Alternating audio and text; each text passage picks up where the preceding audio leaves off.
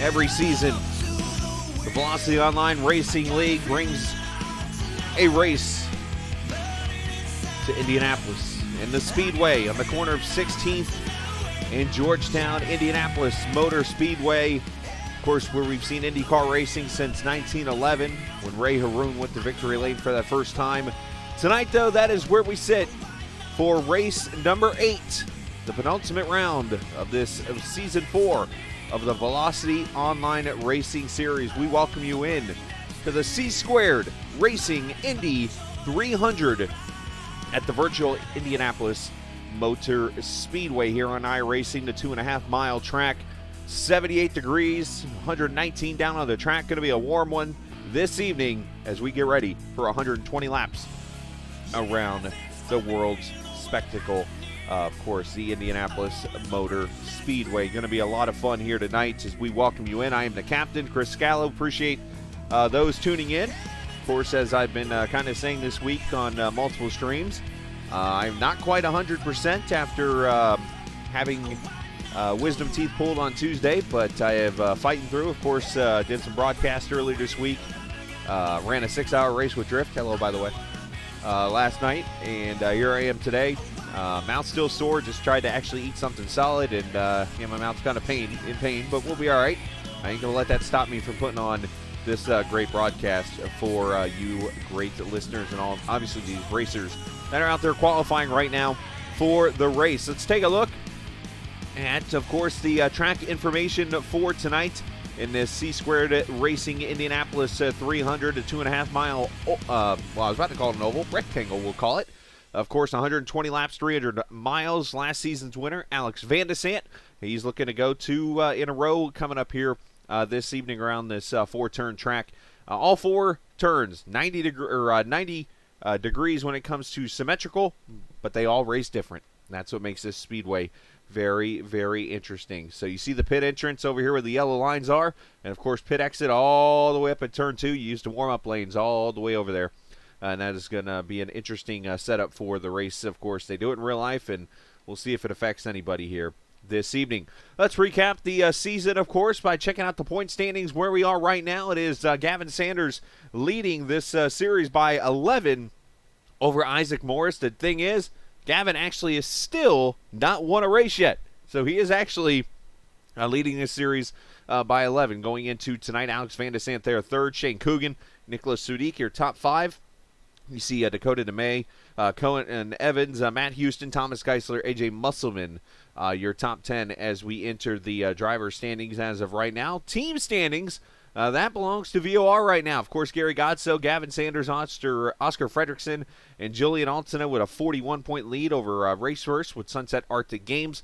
LMC Gear there in 3rd, turn 4, and 5150 in the 5th position as they enter again this race this evening. And finally, let's take a look at the schedule. 2 races left. Of course, tonight, Indianapolis, and then next week, Las Vegas Motor Speedway for 400 kilometers around the mile-and-a-half speedway, which should produce some pretty fun racing here when it is all said and done. As I mentioned, qualifying going on right now for these cars. We're going to see who is going to win the Circle B Racing Pole Award. Let's jump down to the track, and let's see where we're looking right now. It appears to be Isaac Morris on the pole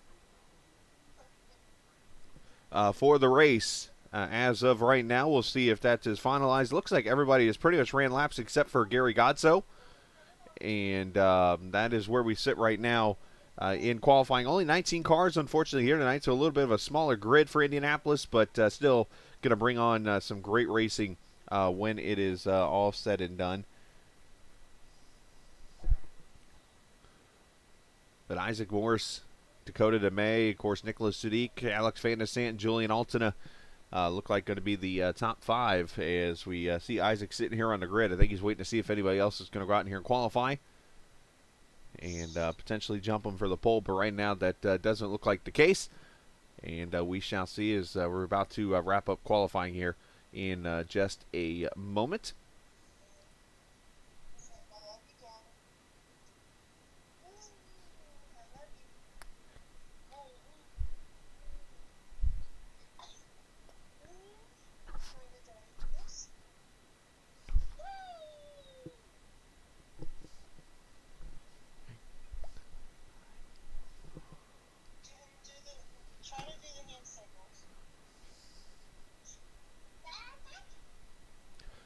So just taking a look here at the time to see if we're going to expire. Looks like we are. So we're going to grid up for 120 laps and 300 miles of racing, and that'll give Alex Van der Sant the pole award for this C-squared Indy 300, the Indianapolis Motor Speedway. Let's take a look at the starting lineup for the race, and there it is. Isaac with the pole by 14 100ths of a second over Dakota DeMay. You'll have Nicholas Sadiq in third alongside last season's winner, of course, Alex Van der Sant. Julian Altina and Bernie Sanders, or Gavin, as we know him as. He wants to be called Bernie. Sure. In sixth, seventh, Shane Coogan alongside him, A.J. Musselman. Oscar Fredrickson, he'll start alongside Matt Houston. Ty Richter and Antonio Estrada going to start in row number 6. Row number 7, we shall see Thomas Geisler and James Watson, the Ohio driver. They're in the outside of row number 7. Row 8, Jose Phillips. And a name that I've had to practice a little bit here, and I believe I've got it right. It's Pushastaya Pravda, I believe is how that's pronounced, in the 46 car, starting in the 16th position. Christian Allegio and Bart Firestein in the 18th position, and Gary Gonzo will start there on the in the 19th position, I should say, as we get ready to take the green flag. The cars have not rolled out yet, and they should roll off here in just a minute. But as I mentioned, Isaac Morris, the winner of the Circle B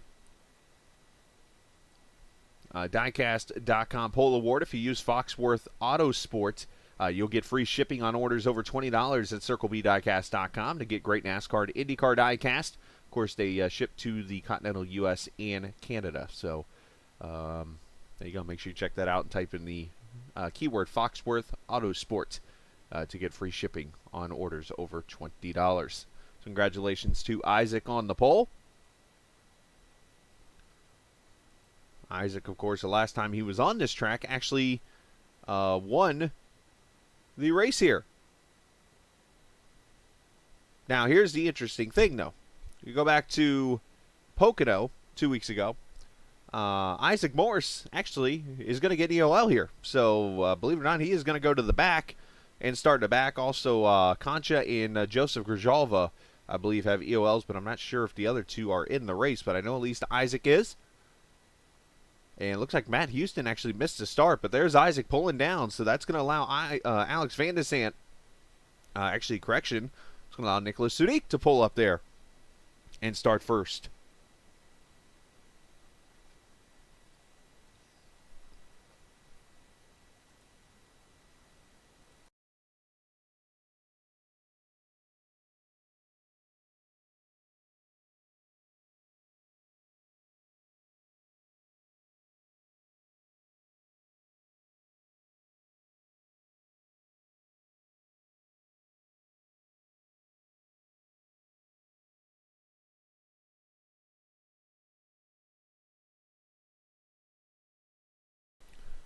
All right, through the north section of the Speedway.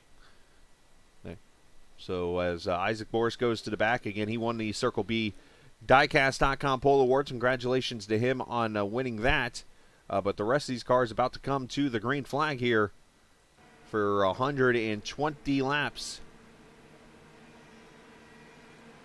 And 300 miles of racing at the Brickyard. For the 4th time in the series history, the Brickyard is the host of this year, the C Squared Racing 300 from Indianapolis as we go racing. Sadiq with a good jump to the inside. Down into turn 1, single file already to front 5 or 6 as they come to turn 2. And one car's wrecked up in turn 1. We got trouble turn 1. And caution's going to come out already. It is the 46 making the debut tonight. Pushastaya Pravda, unfortunately, in the wall and going to pit road already. Not the way you want to start and make your debut in this series. For the 46, let's see what happens here at the start of this race.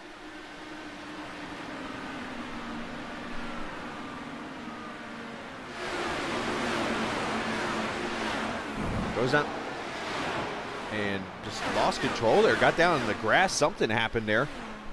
And just goes straight up into the wall.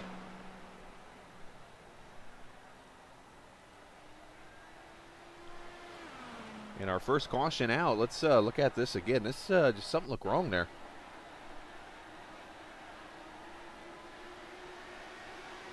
There's the 46, that yellow, blue, and white car.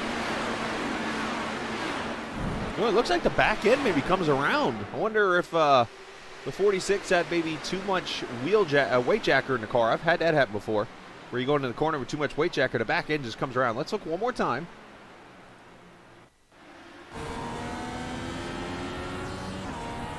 Interesting how it says night in the car. Pravda. Oh yeah, right there. Back end comes around and overcorrects. Oh. That's exactly what happened.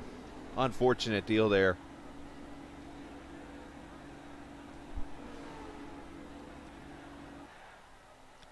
So the 46 off the track. Matt Houston, this is going to be a lucky break for him. I believe he is going to stay on the lead lap here. There's Matt coming off of into turn 3, I should say.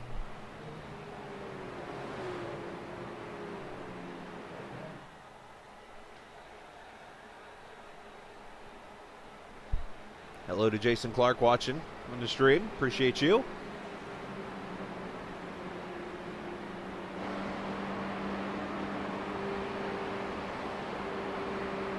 Oh, a game glitch, apparently. Let's see, it just looked kind of interesting how that went. I just saw the back end swing around. It's like I've had it happen at, I believe, this track where I'll have the weight jacker up way too much, enter the corner, and the thing just snaps around, and it's like, whoa. That's what that kind of looked like, but unfortunately, if that's a game glitch, a bummer there. But first caution out here at Indianapolis. I'm actually going to go black screen for just a quick second. I'll be right back.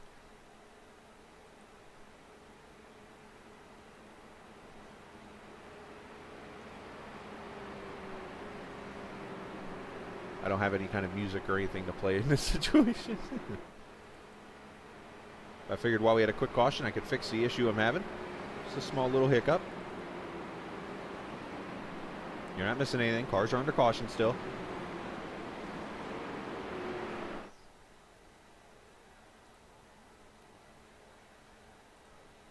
And voila, there we go.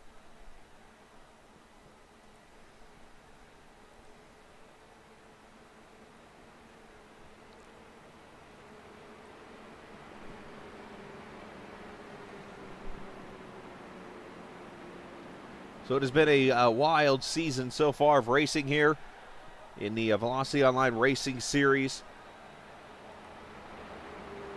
Of course, the awesome part is if you're a person on the Discord page, you can actually, a member of Discord, you can actually go check out the races in review, kind of like what IndyCar does, where they do the little 30-minute highlights of the race and stuff like that. Julian Altina puts the work together and gets all those done. And you can check out all the Season 4 highlights of what has happened so far this season. From Cohen Evans winning the opening race at Homestead Miami Speedway. You had that take place. You also had just so many great things.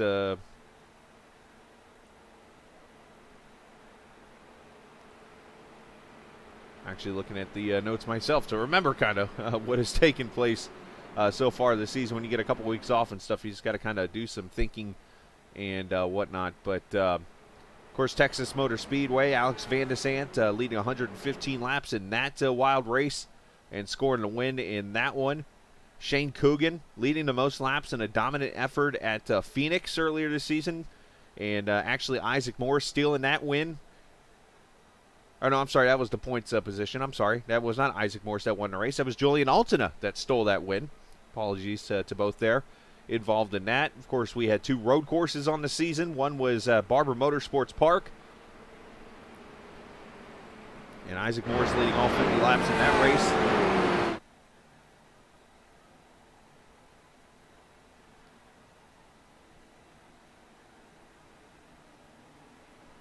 But so many great races so far this season.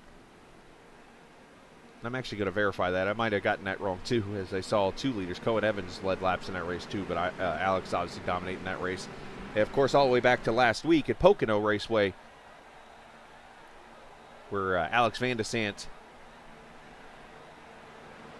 led the most laps in that race and saw a wild finish when it was all over with. As Nicholas Sudik leads him back to the green flag here in Indianapolis. The C-Squared Racing 300. Of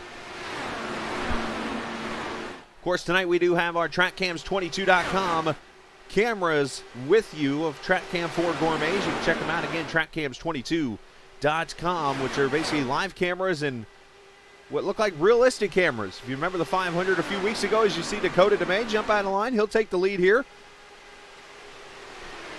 Working the draft with Sudik, but you'll see the cameras look pretty real compared to what we saw just a couple weeks ago in the greatest spectacle in racing. Of course, I like to call this the greatest spectacle in e-racing.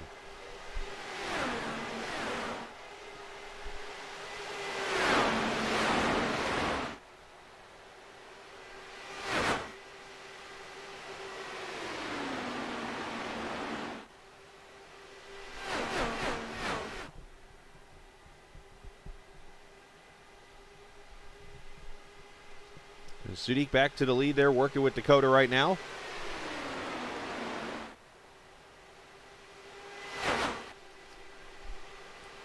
Alex Van de Sant just kind of hovering there in the 3rd position.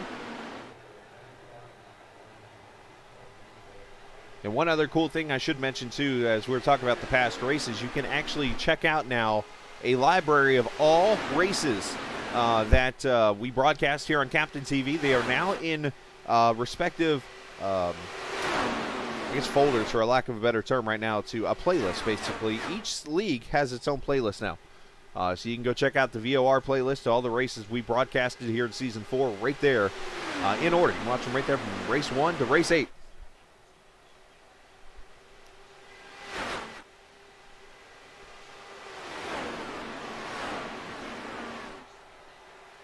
Julian Altina there in that 4th position. He has had a struggling season so far outside of that win that he got at Phoenix Raceway. Julian has had his struggles. A couple early incidents and so on and so forth. Here's Julian right now in the 4th position.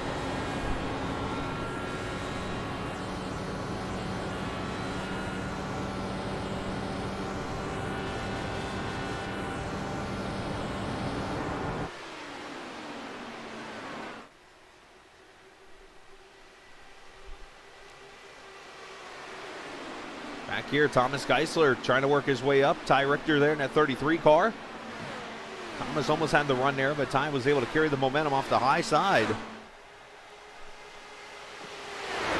As Dakota switches back with Sudik as they try to get away here from the front 4. But right now, the tire wear running pretty normal, so you're able to run the draft right now until the handling comes into play. You see Shane Coogan back there in 5th. Gavin Sanders, or Bernie, as we're calling him now, running in the 6th position there as we're 8 laps in. A long race here, 300 miles. Of course, also part of the Triple Crown.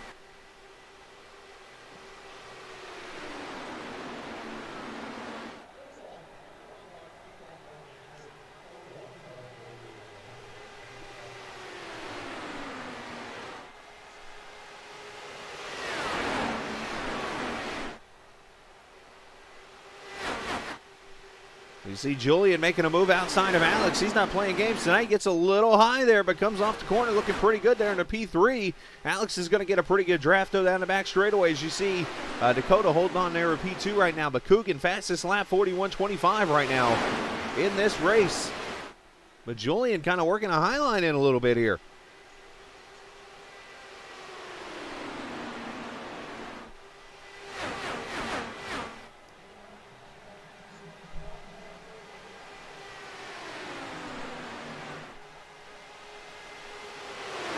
Dakota pokes out, he'll take the lead back. So, of course, you can go about 30 or so laps on a tank of fuel if you go green flag all the way. Of course, there was that caution right at lap 1. Gary Godso came to pit road, so did Matt Houston. So they might have a couple extra laps of fuel to work with here in this race. And you see Dakota and Nicholas Sudik continue to do the old switcheroo, trying to work the draft and get away from the others. But still trying to watch Thomas Geisler here, trying to work his way up on Ty Richter. Seems like they get close down the straightaway, and then it kind of falls apart a little bit. I don't know if that's part of the arrow, of course.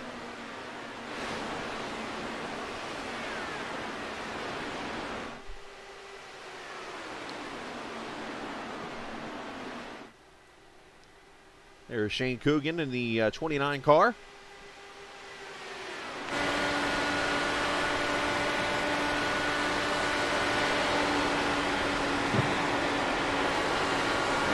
Roll out of the throttle just a little bit there. Able to keep it there 5th gear pretty much, which is good. He's got a good handling car right now as he works the jacker and the bars.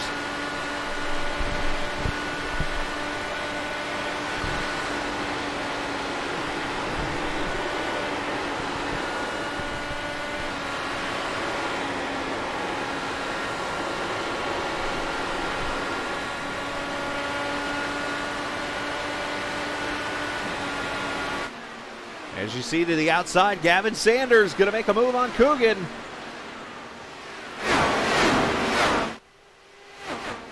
Ooh, he almost got the wall there a little bit. Got to be careful. And Antonio Estrada with issues, I believe, or maybe he just blinked out. Never mind. He fell down my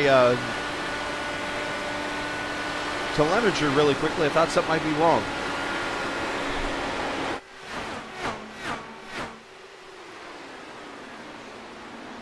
Of course, all part of the fun with the cameras, thanks to, again, our good friends at TrackCams22.com. We got drones all over this place, too. Kind of gives you a different view of watching the racing here around Indianapolis. To the north side of the track there, you see the 10 car kind of moving up a little bit there, turn 3. Not sure if he just missed a corner or did that purposely. But down the front straightaway towards the pagoda.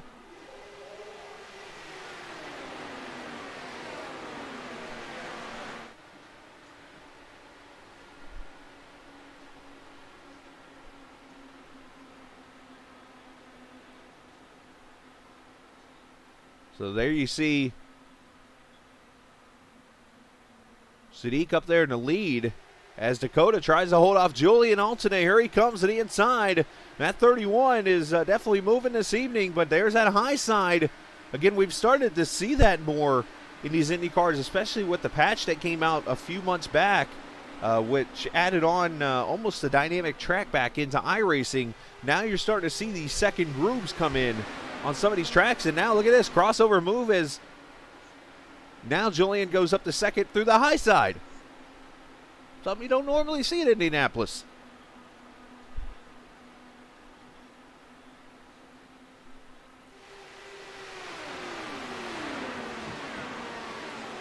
So Dakota's starting to fall back a little bit. There's Alex Van de Sande poke it out. Not able to make the move there.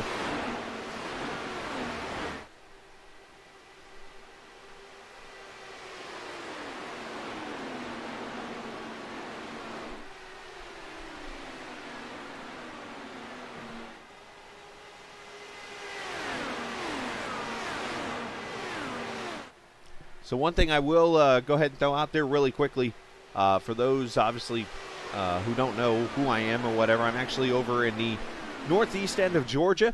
And of course, the tropical system that's coming from the Gulf of Mexico, well, yeah, it's starting to kind of hit here with rain and stuff like that, potential thunderstorms and things. So I'm just giving you a fair warning that, 99% of the time it doesn't happen, but there's always that 1%. That things could happen. So just FYI. But usually everything cooperates with me, and hopefully that'll get us through this evening. Some fun racing here so far as Altena leads that lap. Here comes Sadiq back to the inside and switching the lead. And the reason why they do this, they try to break the draft of the car behind them and pull away. Almost like a Mario Kart type of style of drafting. If you go back to the old Mario Kart 64, you always had to do this. You had to kind of draft off another car and pass, and then let them pass you to pull away.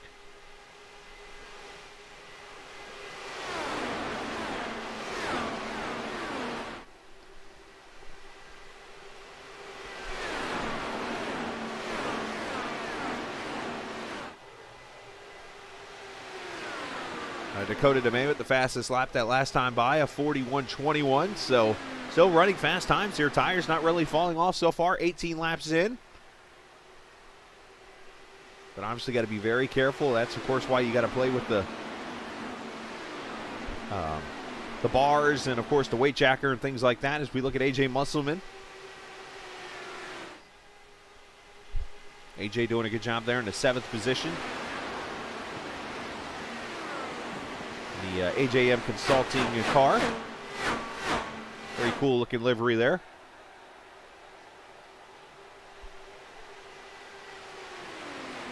Of course, he's got the 12 of Oscar Fredrickson there behind him. Antonio Estrada and the 74 behind him.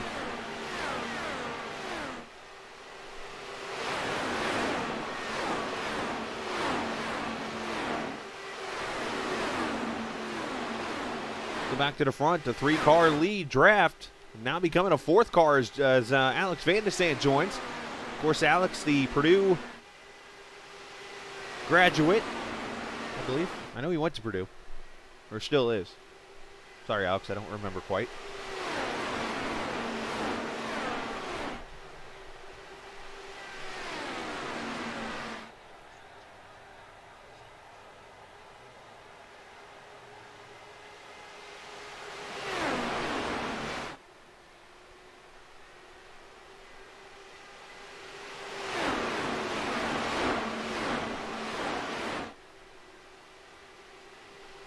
Okay, look at this. Now becoming a 5th car joining the picture here is Bernie Sanders or Gavin joining this 5-car train.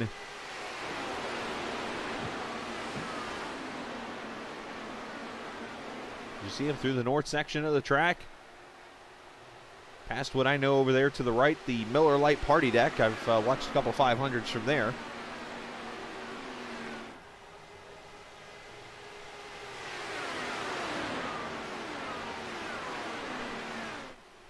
And if you were to buy the fan cam package that you can get on, of course, the Track Cam 4 Gourmet, this would be somewhat of what you'd see. As you look like you're a fan at the track as you watch up here from the turn 3 section. As Gavin looks at that outside of Alex. Gets a little high in the corner, had to get out of it. And if you sat over here, maybe on the front straightaway.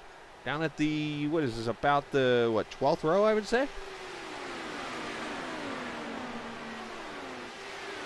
Watch for pit road.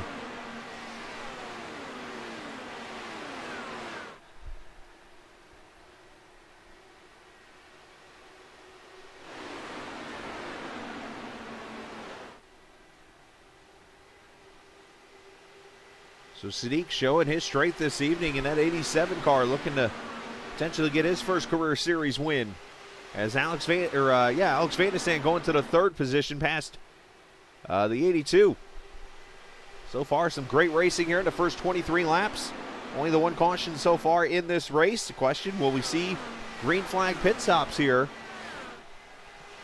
The kind of surprise right now in this race, I have to go back to the 17th position. And this is Matt Houston. Matt is a Indianapolis winner.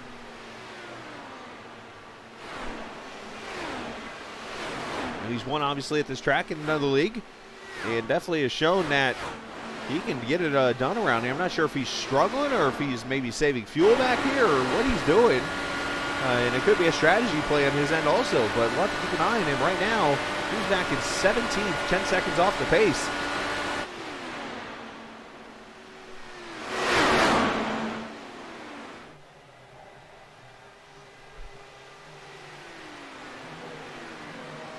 Of course, if you're watching on the stream, we appreciate you tuning in. Hit that subscribe button if you're new to the channel. If you're not new to the channel, we appreciate you coming back and watching this evening. We actually have a double header of racing starting here at Indianapolis, and then next we'll be at the Iowa Speedway and the Sunset Arctic Games Grand National Series. And the second to last race there for, of course, USRC for the Grand National Series, and we'll crown a champion likely, if not tonight, next week.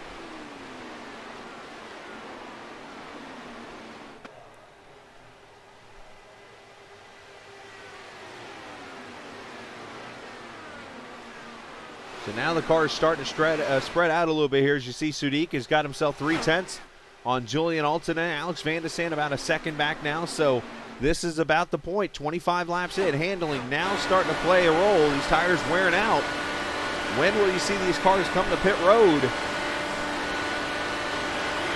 Of course, 120 laps and you go 30. It's a four-stopper if you can get to 40 somehow, which I don't think is going to happen unless you get some yellow. That would make it a three-stop race. Otherwise, I think you're going to see a four-stopper for everybody.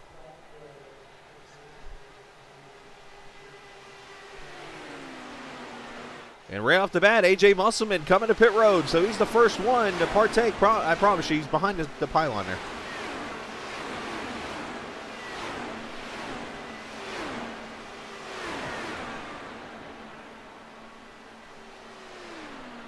Now, obviously, if you're close enough to the leader, you can get out of pit road before the leaders get here. As you see, they're in turn 3 right now. Tires and fuel going on. Should be about an 8-second stop or so.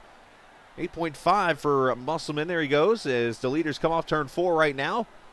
He'll use the whole entire warm-up lane.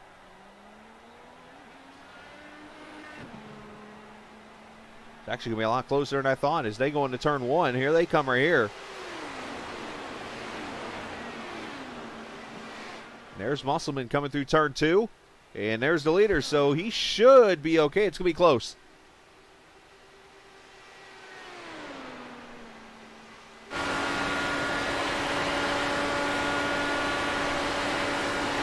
But of course, he'll have the clean air and the fresh tires and should be able to stretch it out a little bit here.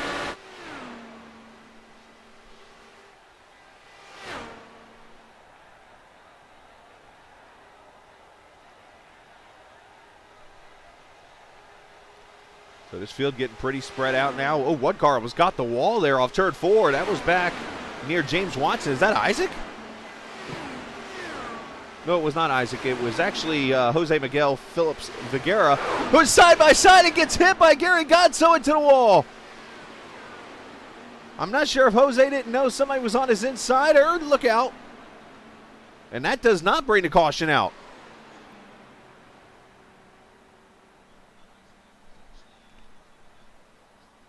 He's way off the track here, so he's going to clear and come to pit road. But let's see what happens here to the 23. Gary was there. Let's look at this very slowly. Gary's got the inside. And he just hip checks him. Bam, into the wall hard.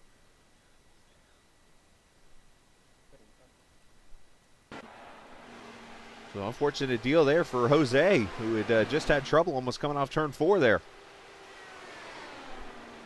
So tires, let's talk about those real quickly. A.J. Musselman by himself, a 41.39. last time by, he was the fastest car in the clean air, I should say. As here comes Sadiq, of course, the guy who's led the most laps so far. He's had the clean air the most, so because of that, he has to burn more fuel. Here he comes to pit road. The Taco Bell, number 87. He might have drift. That might be a good call, too.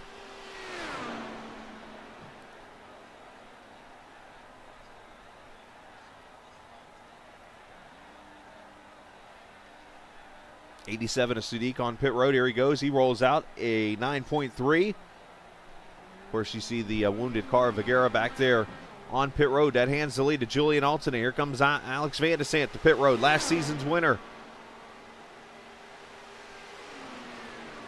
In the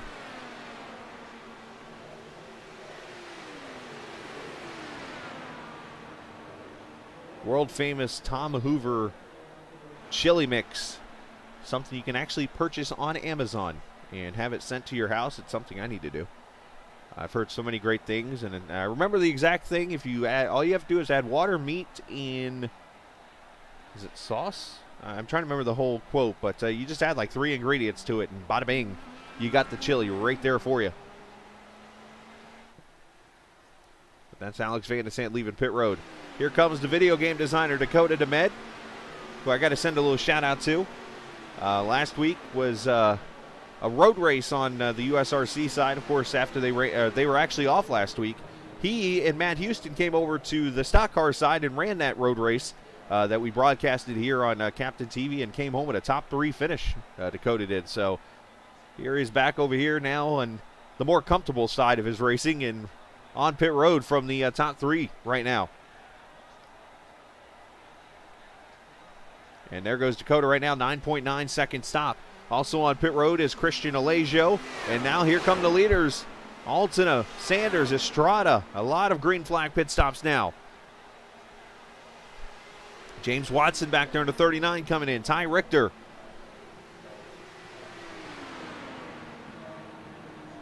You see all the pit stops down at the bottom. At least the top 4 positions wise. That's where you see the pit stops down at the bottom from. If you're new to iRacing viewing, you will not see the pit crews, unfortunately, go to work unless I am actually in the race or something like that. And yes, you do see some interesting costumes for some of the drivers. So Julian and Gavin get out there together. As now you see some more drivers to pit road here. Shane Coogan, Oscar Fredrickson, Thomas Geisler, Isaac Morris.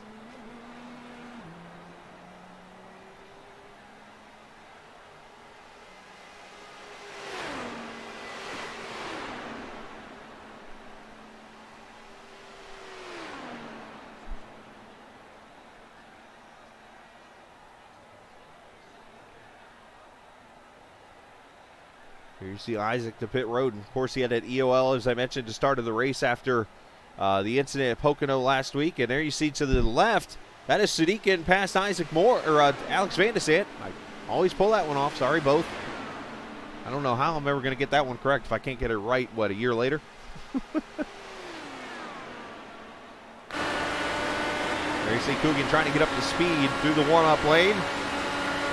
Kind of try to join in. Got to be very careful. Of course, you have other cars trying to merge in with you. As you look back here, nobody there behind them. A little blip of the throttle as he tries to get his tires up to temp.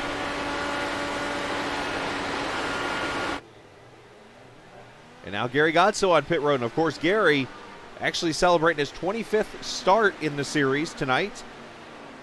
Gary running a special livery to pay honor to that.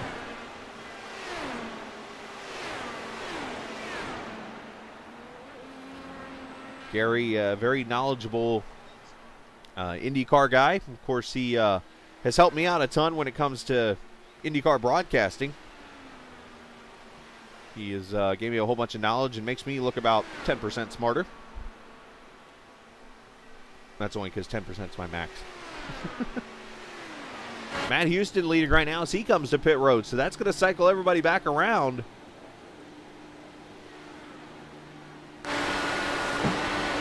As there you see Alex Van de Sant to the lead now, past Sadiq. They've got a pretty good lead of 2.5 seconds or so over Julian Alton and Gavin Sanders, as this field will start to spread out now with the green flag run going on.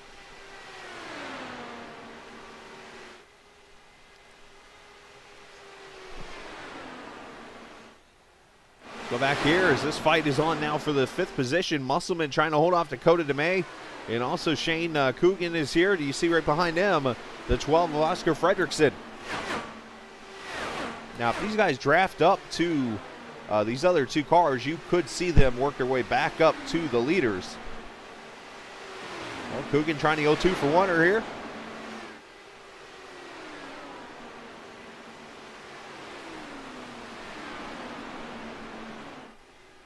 So if you're one, as I mentioned, watching this for the first time tonight and you want to see what this league is all about, maybe interested in some IndyCar racing on a Saturday night, of course, they are already prepared for season number 5. And that'll be coming up here very soon. Of course, wrapping up season 4 next week at Las Vegas Motor Speedway. Season 5 schedule looks like this. Auto Club Speedway will start it out at the end of July. They'll go August. They'll see Iowa Speedway, Road America. And you'll notice the schedule, 3 more races added to it. Road America, Pocono Raceway, of course, Spa-Francorchamps in Belgium, the Indianapolis Road Course, followed by, of course, the seasonal race there in October, of course, at Indianapolis, the Milwaukee Mile, Watkins Glen, Texas Motor Speedway, and then the interesting wild card here, Daytona International Speedway, and that is not the road course, that is the oval that they're going to run there, and in Chicagoland to finish out the schedule. That is in December. 12 race schedule coming up next season, season number 5.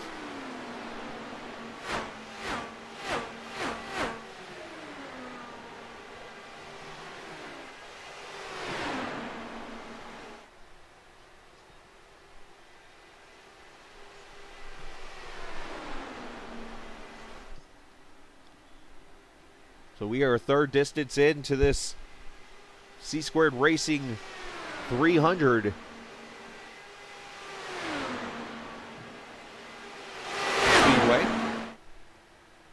These two continue to play swap the lead each and every lap. Let's check back here on our pole sitter. There is Isaac Morris in the number 1 car. Of course, he wears the number 1 because he won the championship last season. Isaac in the 10th position, about 6 seconds back. Obviously has the speed and what it takes to get to victory lane, but he unfortunately has to still pass the other half of the field to have a shot to get there. You see right behind them a battle going on here. That is the lap car is in there of Jose Miguel Phillips Figuera and also Antonio Estrada, and then you got that blue car. That is Ty Richter.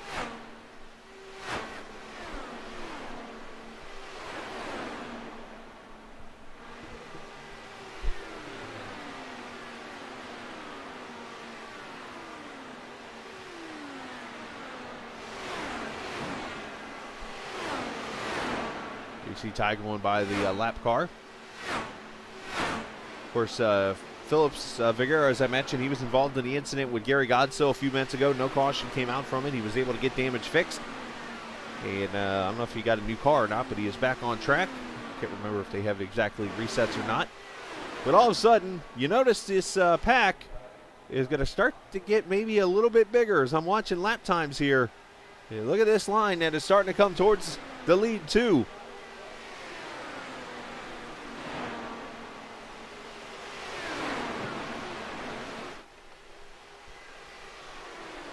Now, the interesting thing I'm watching, and this brings up a very good point, Julian running about a groove up right now. And because of that, it's actually keeping him in clean air. So you might be able to hold this thing wide open. Let's watch here with Lane. Yeah, he gets her up here, flipping the throttle a little bit, but he's still got some clean air coming on that nose a little bit instead of being in that turbulent air when you're directly behind a car.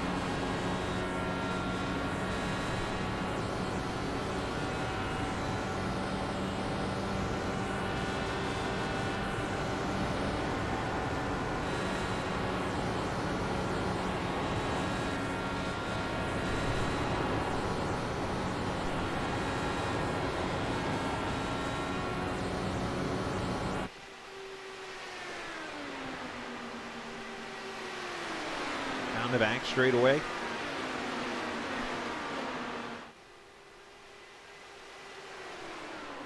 So many cool features about this track. Of course, they got the Indianapolis road course that's on the schedule for next season.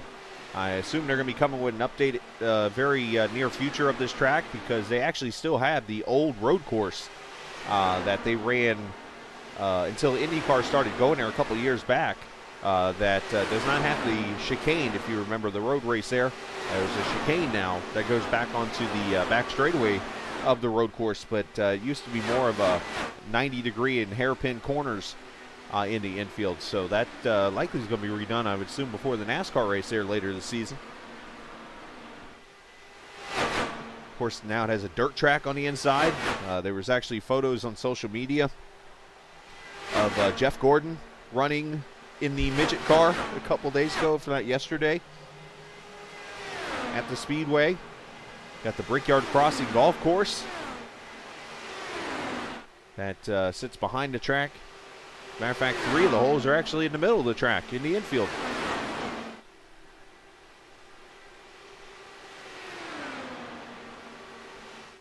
Here you see part of the course right there to your left, behind that building.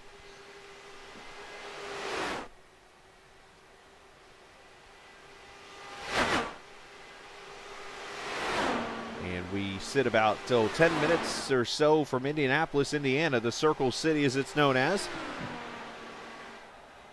A really cool show that I don't know if they show it down or you know, around nationwide, but a show that I really got keen of watching when I lived in the Indiana area for a few years was a show called the Naptown Radio Wars. If you're from Indianapolis or know anybody in that area, it might be something you've heard about. Basically, back in the 1960s and 1970s, it was the old battle of radio stations in Indianapolis.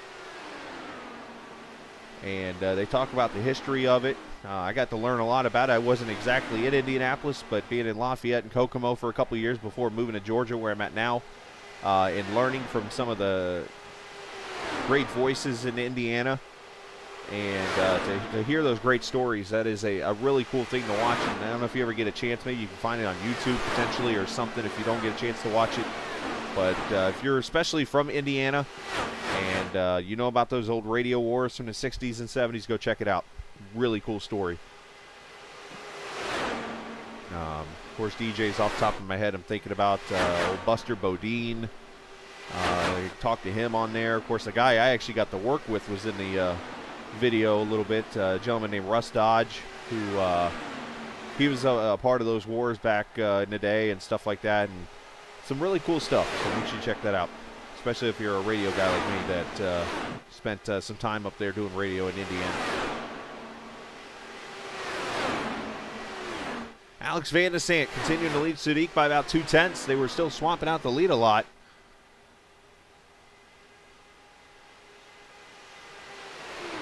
Sadiq starting to draft back up on him. They got about 2.5 seconds on the VOR teammates here, Sanders and Altena. And there you see Shane Coogan getting a little loose there. Had to play with the wheel a little bit there. And then they got about a second or so back to there's Dakota DeMay, AJ Musselman, Oscar Fredrickson.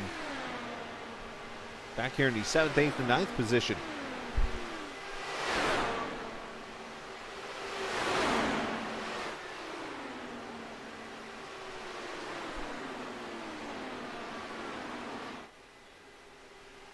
I want to mention also that, of course, this Velocity Online Racing Series, all thanks to Raceverse.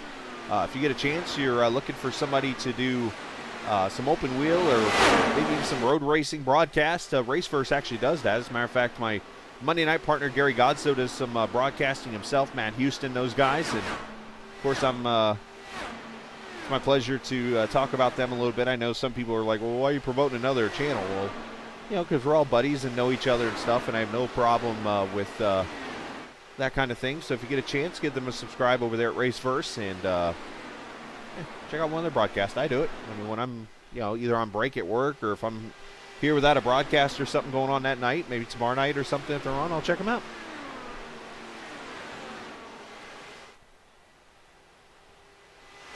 There's your lead tandem, as we're going to call them. Let's go back here to the 8th position, 7th position, A.J. Musselman, Oscar Fredrickson there in that 12 car. Private Oscar.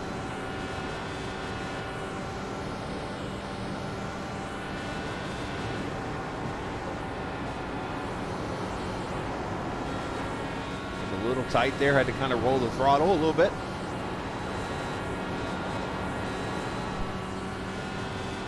As I talked about, all 4 corners of this track drive so different. And let's look at turn 3 here. You go into the corner. All these corners 90 degrees, but look how this one looks kind of the same, but drives nothing like it.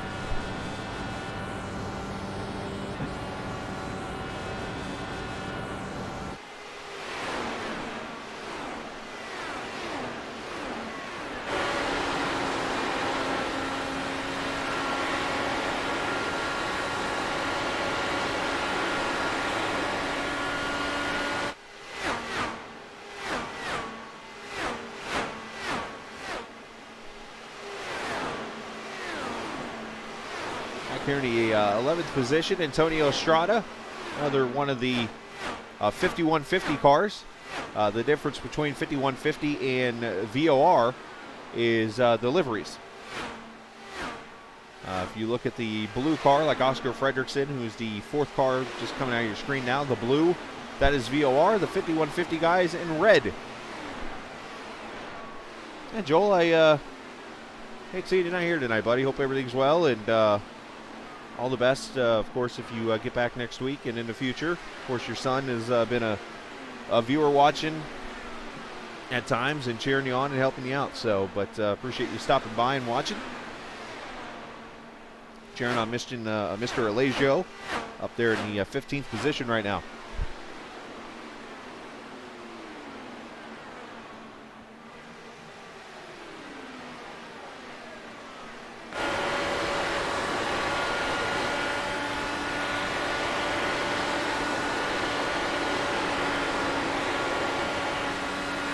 Alex trying to get a little bit of clean air on that 17 car. As we're roughly 25 laps into this run here. So we're going to see more pit stops. I would say in the next 5 laps or so. When you look at Sudik, he came in right at lap 30. So if you do 30, that's 60. Of course, Van de Sand at 31. As we bring up the pit strategy board here, it tells you exactly what everybody came into pit road. I'll swap it over to pit lap. There you go. So 30, 31, 33, 34 for Coogan, 34 for Fredrickson.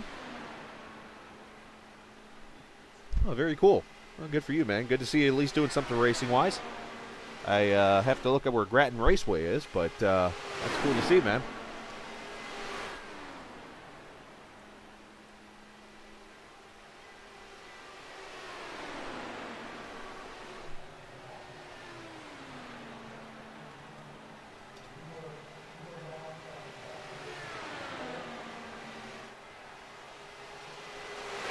Looks like it's in Western Michigan. I'm looking it up right now. You don't even have to answer the question for me.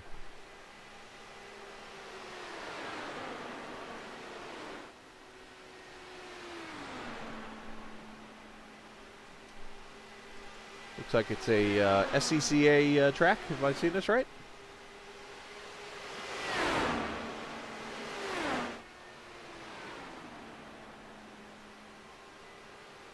Apparently here I'm actually seeing, looks like an article that came out back in 2017 that showed Paul Newman once tested at that track, and also former NFL great Walter Payton tested at that track. So that's a pretty cool deal. But best of luck there tonight. Enjoy your racing there. Takes a lot to be a race steward. As A.J. Musselman, he was the first one to pit road last round, and here he is back in, lap number 58. Tires and fuel for the 54.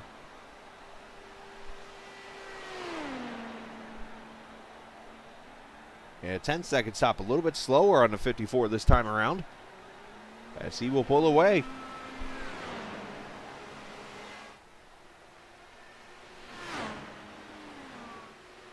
And here come the leaders. This time I don't think he's going to be so lucky, as they are at full song right now as they come off turn 2. And there he goes, a lap down. So he needs this thing to stay green now.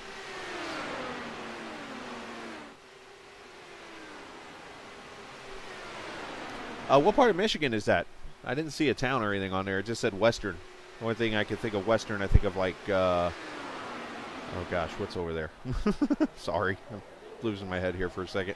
As the leader comes to pit road, and here comes a couple of the VOR cars. Bernie Sanders, Julian Altina.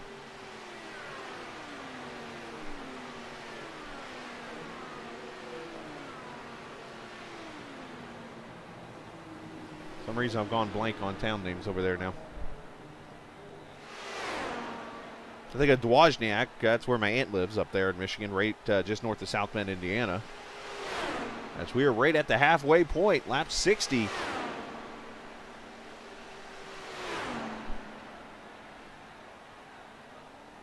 Great stop for Sanders, 8.8. 8.4 for Julian, 9.6 for Sudik. Grand Rapids, okay. I remember that name. Of course, I think of like on the eastern side, you get Ypsilanti, of course, for eastern Michigan is. You got, of course, Lansing and East Lansing.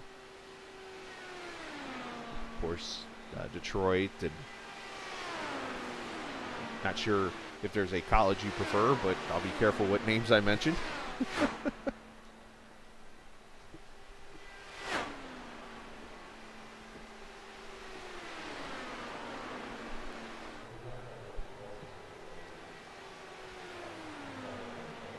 More pit stops being called out, and here comes Alex Van de Sant, the leader, coming in.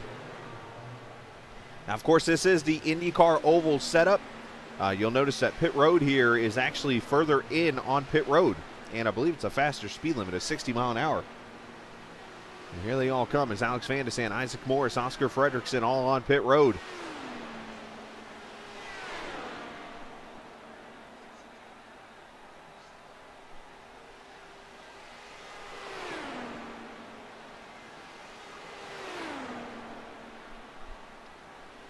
Now Isaac overshooting his pit stall just a wee bit. That's going to hurt him.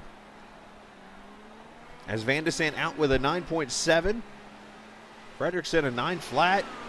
Isaac Morris a 9 flat, but unfortunately going to lose a little bit of time because of the overshoot of pit road. That hands the lead to Shane Coogan into 29. We'll keep track of him as Dakota DeMay comes to pit road.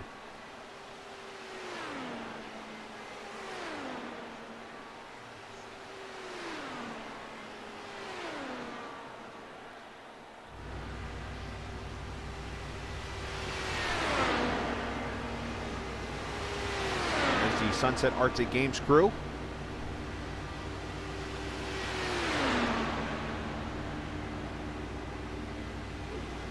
More tires, fuel, and there he pulls away.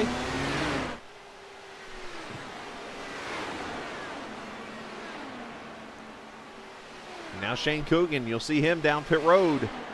A red and black car all the way up there at the top. Second car in now. Estrada, Matt Houston on pit road now.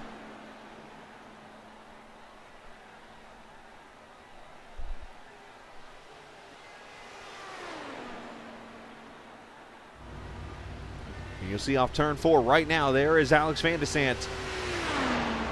He's got a pretty good sized lead on Nicholas Sadiq right now. Obviously, Coogan not going to have the lead here as they are going to pass strong, but as you see, everybody now really getting spread out. As Thomas Geisler going to come to pit road. Geisler and also Ty Richter there in the second position, the 33 car.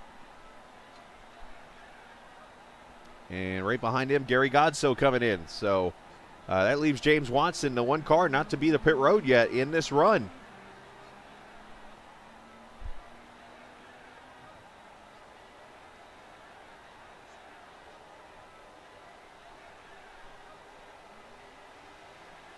And right on cue, there's Watson coming to pit road. So everybody should cycle back to the front now. And it will be Alex Van de Sant who's looking for his second C-Squared Racing 300 victory.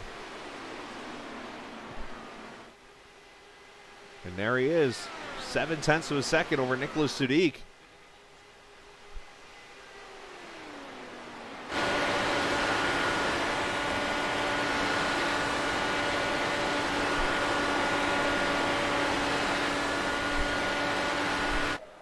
Alex, a very smart racer, very smart young man, as a matter of fact.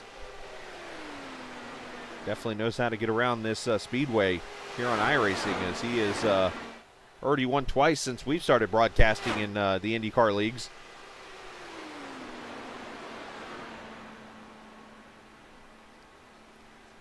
You see Sudik starting to work the draft a little bit here. And tell you what, who this pit stop really worked out for was these two behind him. Bernie Sanders, or Gavin, and Julian Altena, third and fourth. These two were about 2.5 seconds back from these other two when the pit stop started, and now they're within a second. So great pit stops by those two guys getting in and out of the pits. And now with the draft, this could become a 4-car battle now for the lead, as we're seeing what, about one pit stop probably left here in the next 27 laps or so.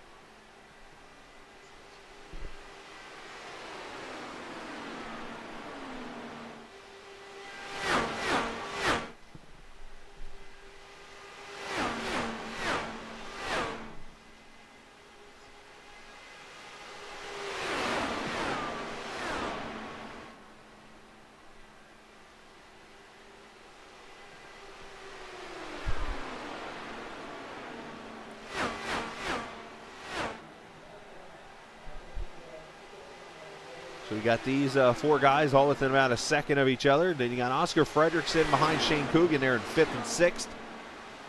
Then 7th, 8th, you got Dakota DeMay and Isaac Morris.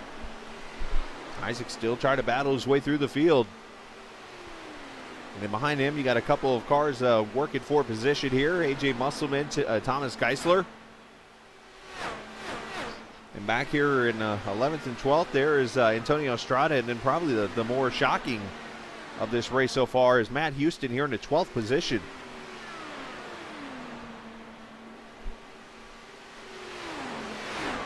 Now, of course, there could be a lot of factors working right now against Matt, or something that I don't even know about. So, and Matt not having the best of nights right now. Ty Richter there behind him in 13th. And then back here on his own island, Gary Godso in the 14th spot. I know Gary's giving it his all every week to try to win this race. I know when we're up here in the booth, we talk off the air and stuff when we're getting ready for the other league on Monday nights, and we're like, we'll be talking, and he's like, man, I can't wait for Indianapolis, or I can't wait for any oval, basically, Michigan. I can't wait for Auto Club. Can't wait for Pocono. Yeah, he's definitely excited each and every week. I'm sure right now he is, the only thing he's excited for right now is maybe a yellow handkerchief coming out or something.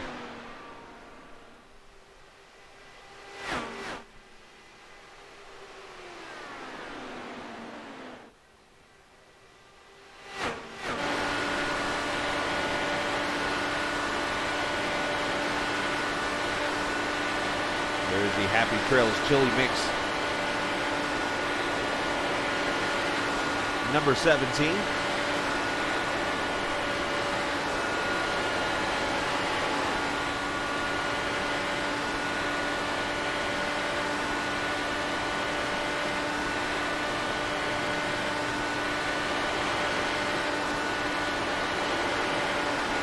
Alex still committed to that bottom line. You see these other cars kind of working different groups a little bit just to maybe get some clean air to the nose so that it can stay wide open through the corner.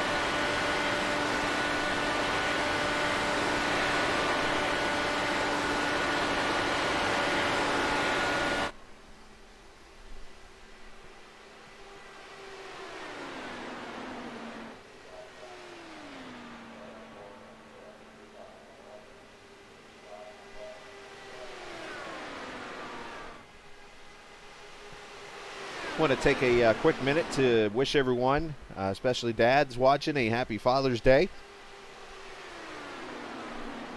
Hopefully tomorrow you guys have a fantastic day. As it's the one day that the dads get, that's their day to celebrate. Of course, 99.99999% of dads, including myself, or no matter what day it is, it's about your families and stuff like that. So just go enjoy your day, and hopefully it's the best. Unfortunately for me, I think it's going to be raining all day, but we'll still make the fun of it. And of course, I got a 2-year-old daughter who is awesome, and just watching her grow so quickly and things, and I can't wait to spend a day with her tomorrow and figure out what we're going to do. Who knows? Might end up watching Disney movies all day or something. I'm totally fine with that. So, but no broadcast tomorrow for Captain TV, and then we'll be back on Monday as I do continue to heal my mouth a little bit from the wisdom teeth surgery that I had on Tuesday. And we'll come back with the iRacing Truck Series from, I don't even know, to be honest with you. Sorry, I don't remember.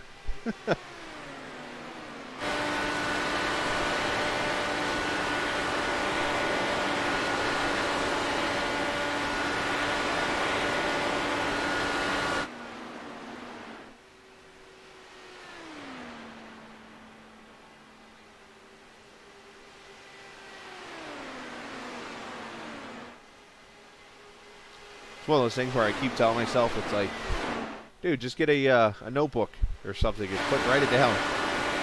But the problem is when I think about that, it just leaves my head and I don't think about it again. Las Vegas, that's the answer to the question for Monday.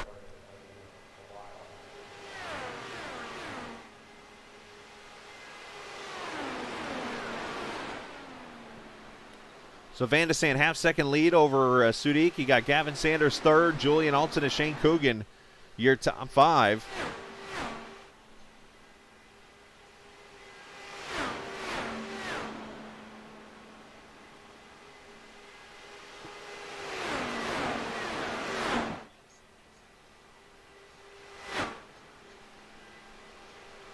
Now, of course, each and every week on Thursday and Fridays, the series hosts practice sessions for their drivers. Oscar Fredrickson was fastest in practice yesterday.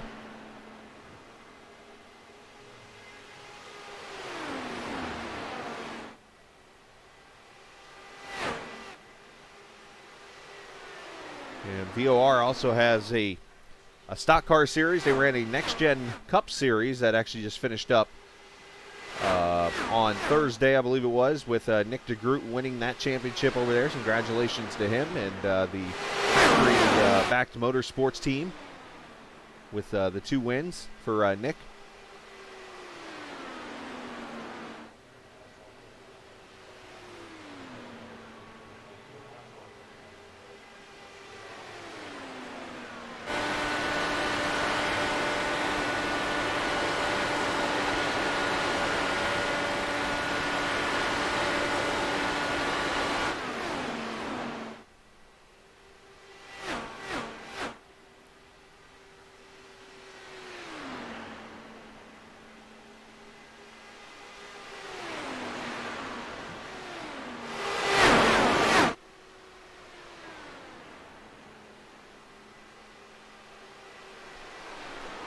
Of course, that Pocono race, as we talked about a couple weeks ago, that was won by Alex Van de Sande. So Alex looking to maybe go back-to-back here in the Triple Crown. As I mentioned, he led 43 laps in that race. That's all 13 lead changes and 5 cautions. But the question, can Alex go back-to-back here on the 2.5-mile ovals? I know he's got a lot of drivers here, especially 2 behind him, who are hungry for a first career victory. You got Julian Alton, who's had a terrible season. He got the 1 win at Phoenix. Other than that, it has been just terrible for him. Shane Coogan, who feels he should have won Phoenix and unfortunately didn't get to.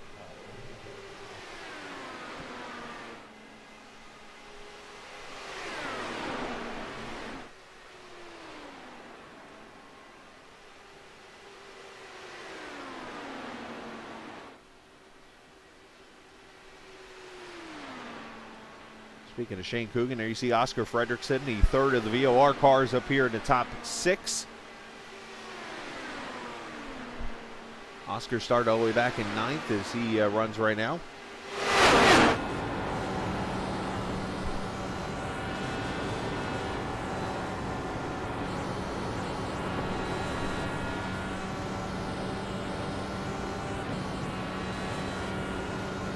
Only one caution so far in this race, opening lap.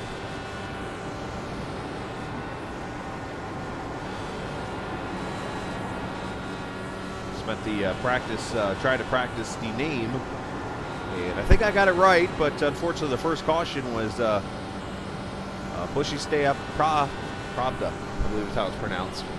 In the 46 making her debut tonight, and unfortunately lap 1, turn 1, some kind of iRacing glitch or some kind of glitch happened and went to the wall. That has been it so far.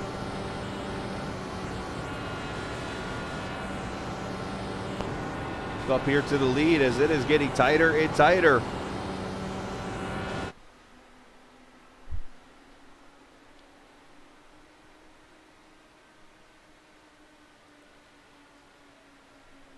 This is what the spotters actually get to see on this track and how tough it is to spot. I mean, there is not many places, if any, especially when in the grandstands, that you can see the whole entire Indianapolis Motor Speedway. It is a huge facility, and you almost have to sit on the pagoda to get any kind of view.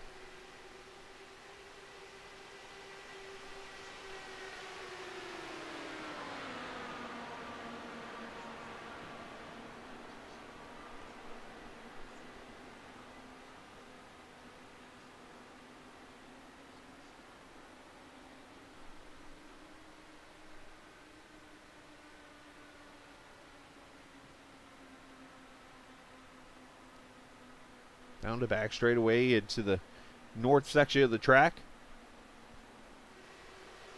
One of the coolest stories I always get to share every time we have a race here at Indianapolis is the story about the high school. Of course, the high school is right over here just to the, let me make sure I do my directions right here, north and west of the Speedway. It is, of course, Speedway High School, home of the Lugnuts. How awesome is that?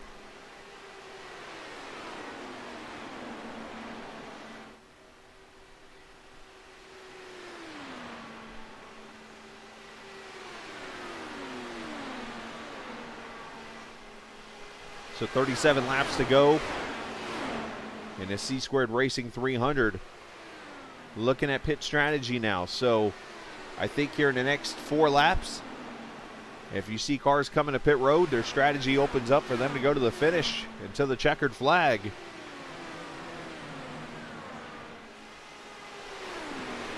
You know, the field's so spread out now. Unfortunately, you're looking at probably only about 4 or 5 cars that might be able to come to pit. Or is it the spark plugs? Did I get it wrong? I thought it was the lug nuts. Where did I get? I'm sorry. It is the spark plugs. Thank you, Joel.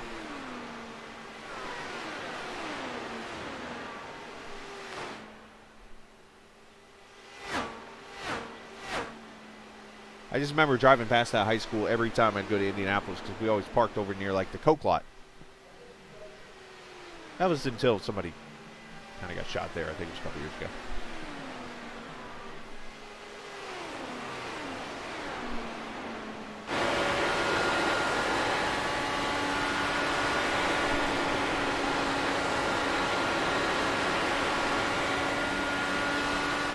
Of course, Indiana basketball state.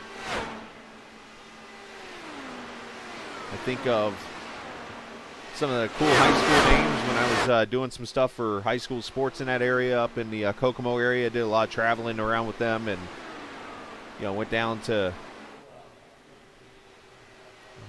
let's see, where all did I go? Anderson, of course, the old gym there that has slipped my mind off the top of my head. The historic one, they don't play there anymore. Is it Wigwam? I think it's called. I got to see that. That was cool. Of course, the now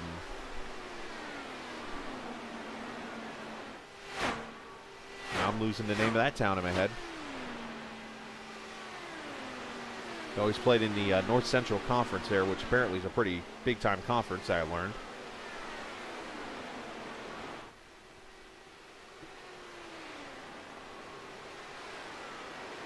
I can't believe I'm kind of going lost in my head here a little bit, thinking about that other city. Of course, the High School Basketball Hall of Fame in Indiana is there. I'm like picturing the arena. I was there once. The biggest At least at the time, it was the biggest high school arena in all of America, but it has slipped my head. Knew something. But anyways, being able to go there to Marion, watch basketball there, and all that good stuff. And, of course, I went to Frankfurt the one day. Frankfurt to the southeast of Lafayette. When I lived over there, we'll go over to Frankfurt, and I walk in one of their basketball games, and lo and behold, we have the Frankfurt hot dogs. That is a true story.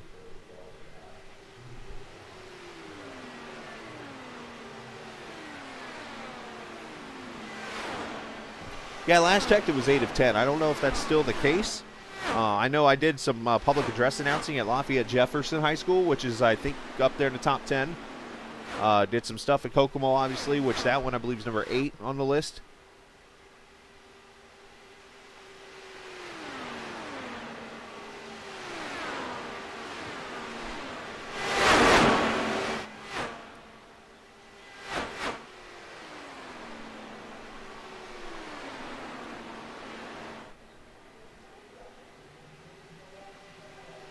So Sadiq right here in the second position, trying to hold off Gavin Sanders.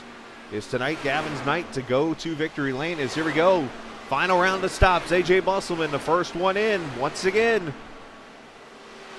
in the 54 car.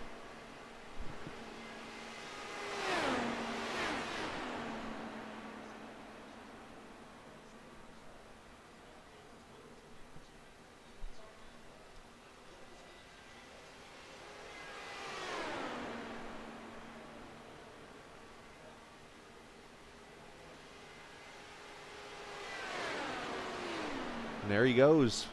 9.5 for AJ. So he should be at about that number where most, if not all, these leaders are going to want to get to pit road. I wouldn't be surprised. Well, here's actually, let me back up on what I was going to say. I was going to say I wouldn't be surprised to see all these guys pit together. But then I think about the quote I always hear and think of. If you follow the leader to pit road, guess what you're going to do? You're going to follow the leader back out of pit road, and you're going to follow the leader to the checkered flag. So you got to think of something here that you need to do, as you're seeing a 2-second difference now as Alex has really stretched it out now on Sadiq. And Sadiq has been passed by Gavin Sanders for second here. Oh, that's awesome. Sadiq to pit road. So I probably have passed like where you live every time I went to Indianapolis when I lived up there. Everybody charging, what, $5, $10 usually to park in their yard. I'm like, that's kind of awkward. Sadiq, Julian Alton on pit road.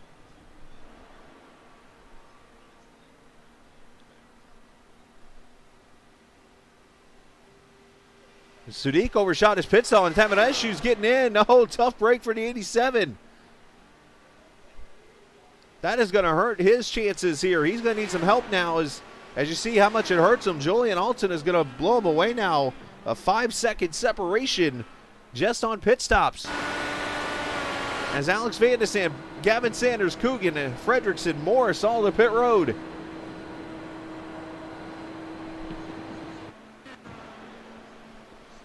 Isaac Morris, Matt Houston all in. 28 to go.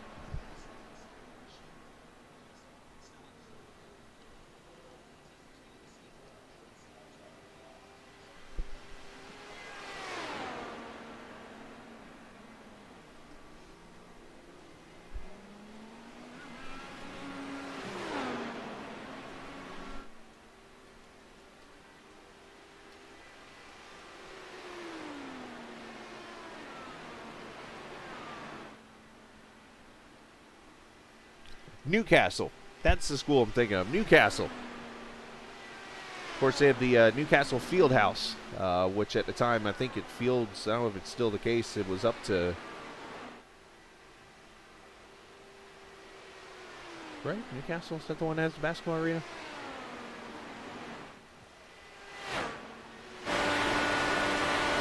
Yes. Seats like 10,000 people. It looks like a college arena. I went in there the first time. I was like, oh, this is impressive. Had a track up on the top part.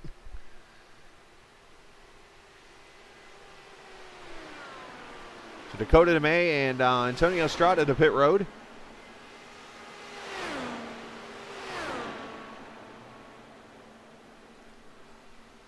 remember standing down at the floor on the floor of the court, and I'm looking around. I'm like, how can a high school kid not be like intimidated playing in this place?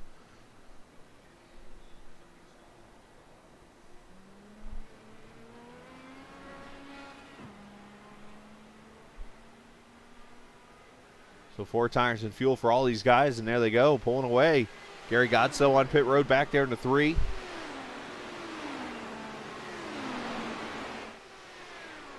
So right now, Thomas Geisler leads.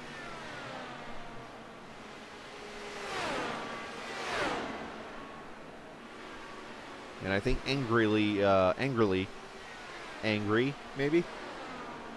I can't speak. But Nicholas Sudik just ran the fastest lap of the race.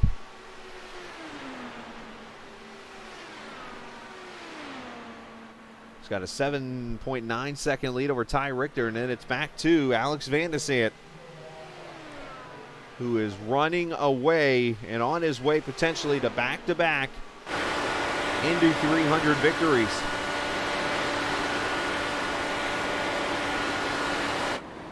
As here comes Geisler to pit road. He about ran over the 39 at James Watson.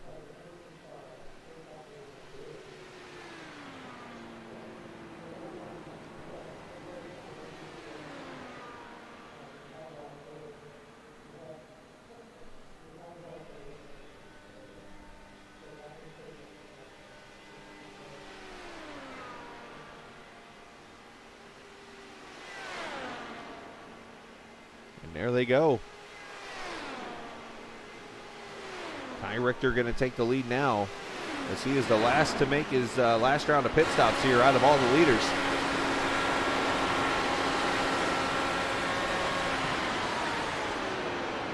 Drives it pretty deep, and there's the codes. You got to be 60 mile an hour right there.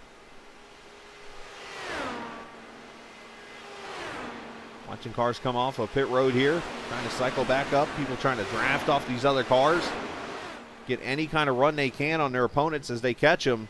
That is going to hand the lead to Alex Van de Sant, who's going to have about a 2-second lead over Gavin Sanders. Once again, here's Gavin in second.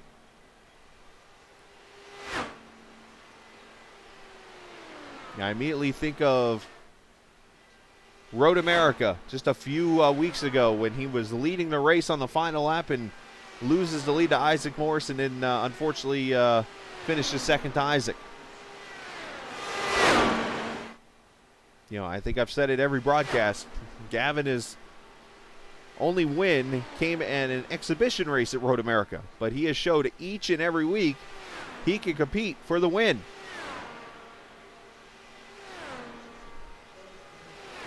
Shane Coogan now up to the 3rd position, with Julian Altena now 4th, and there's Oscar Fredrickson 5th. And, well, looky here. Look who is P6, Isaac Morris, after starting dead last with an EOL penalty. He has worked his way to 6th. Might not win this race, but he has got a chance still to get on the podium if he can work his way up to these other cars. Thomas Geisler, the first lap under 41 seconds, 40.96.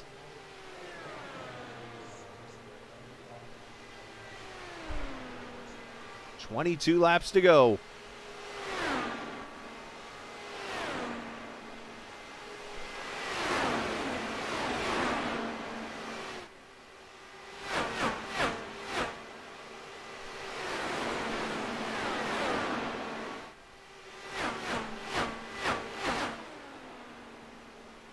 You see here, this is we got 3rd, 4th, 5th, 6th, 7th, 8th, and so I mentioned 7th place. There is Nicholas Sadiq.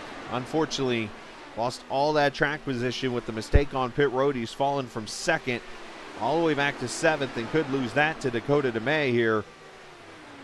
As Dakota tries to work this draft, he is right on the gearbox of that 87 car.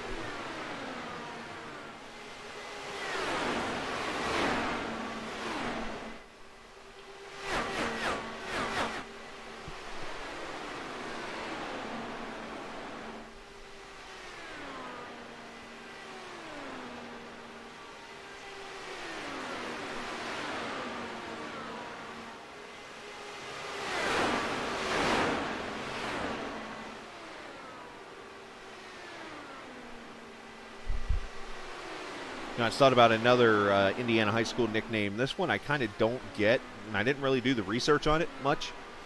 But the Logansport Berries. And I believe their mascot is like a chicken or something like that, if I remember correctly. And I was just like, I don't get what goes with what here.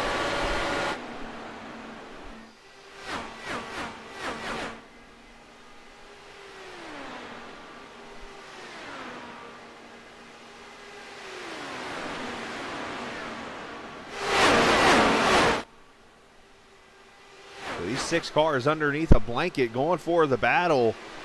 Who's going to get that last spot on the podium here? As Shane Coogan holds on. He's got the, I guess if we're going to call it clean air, the cleanest of air.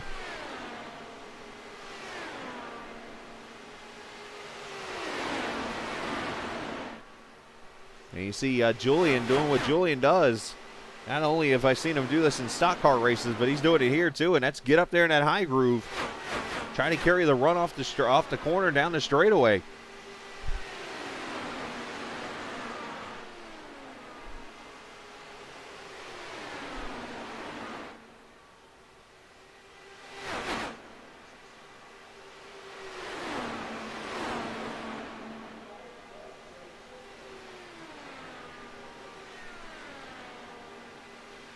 Watching the times up front there. Alex Van de Sand still running about the same lap times as Julian pops out there on Coogan, not able to make the move yet.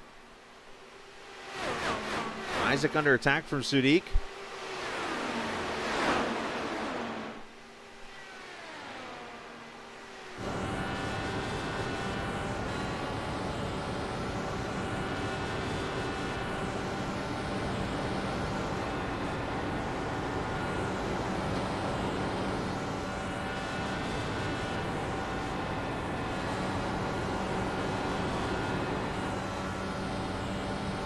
Isaac had to kind of work the throttle there just a little bit.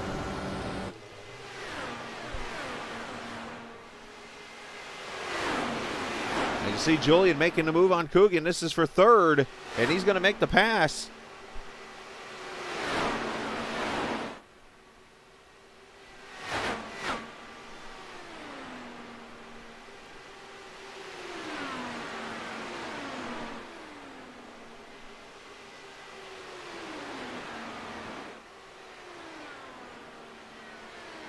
Top 2 teams in the championship for this Velocity Online Racing Series right here, 3rd, 4th, 5th. The Raceverse with Sunset Arctic Games and, of course, the VOR blue team.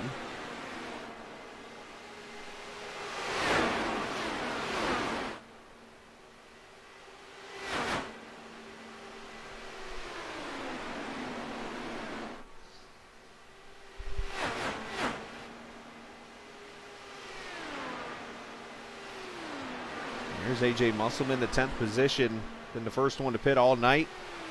Unfortunately, really hasn't had the momentum from those stops to gain some positions.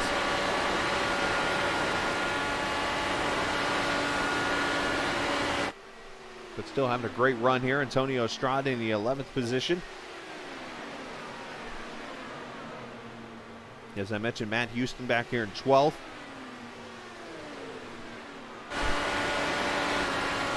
Ty Richter here in the 13th position. Gary Godso, I'm sure he's not going to be a happy camper sitting back here in 14th right now. Just minding his own business. Who knows, maybe singing a song to himself. Entirely possible. Christian Alagio in the 81 car. See if I can get a good view of this, but of course, probably the best way I could do so here.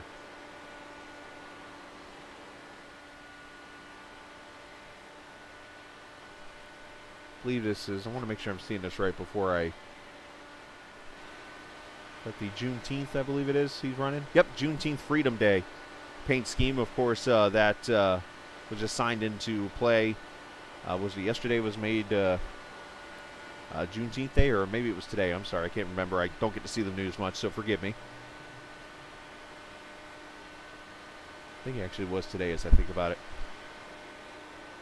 There's the 81, cool looking paint scheme there.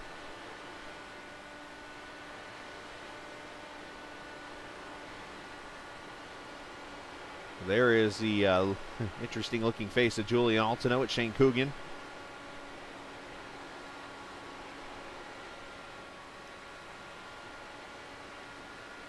Julian trying to break the draft. There's the snake breaking out.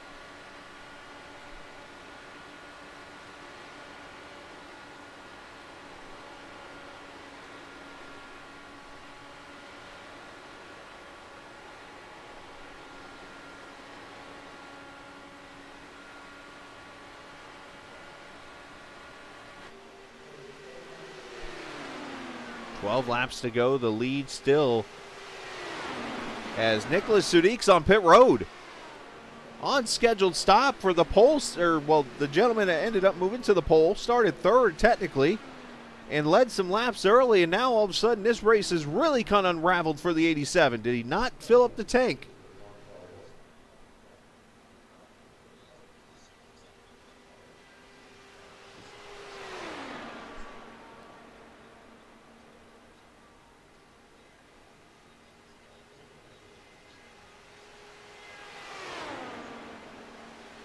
He's still sitting there, so I'm not sure if something happened.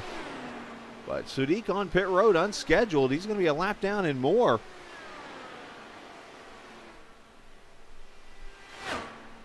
But there's your leader. There's second place.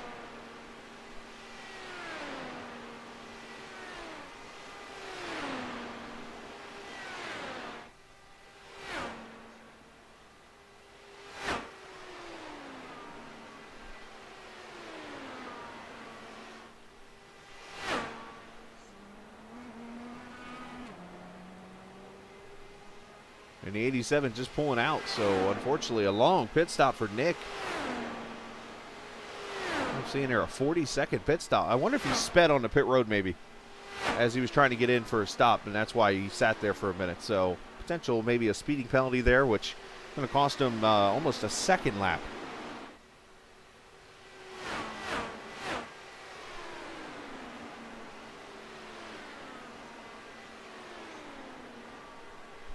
Julian with the awkward moment of snaking too quickly, and because of that, he snaked right back up to the draft of the other car.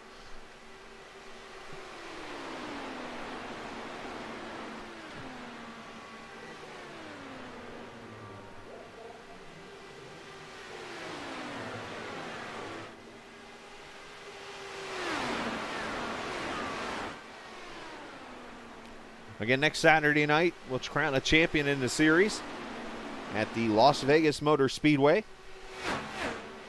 167 laps, 250 miles around that racetrack. You can see a pretty good draft race, actually, with the way that track has grip and banked up. It'll be a very fun race, I think. Next Saturday night, 7:30 Eastern Time.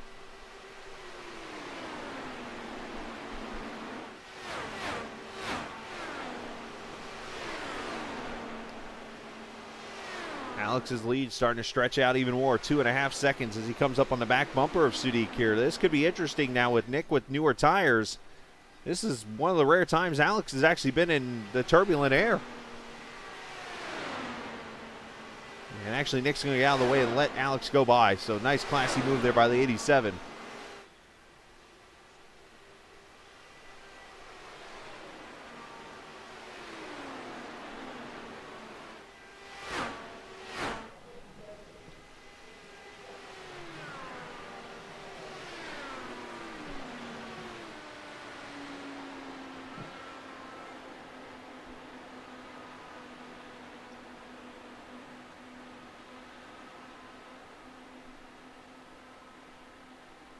There you see part of the golf course I talked about a little bit ago.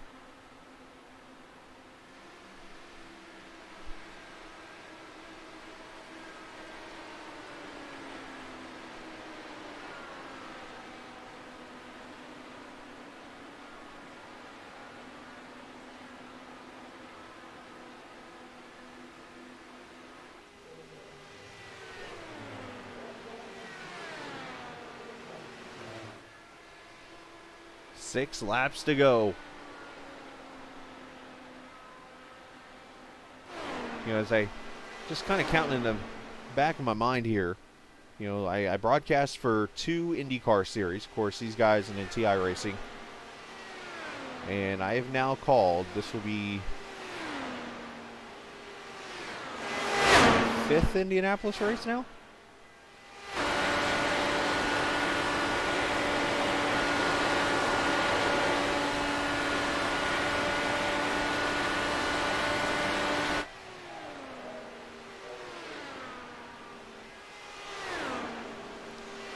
And we could be 5 laps away for my first actual repeat winner in those 5 races.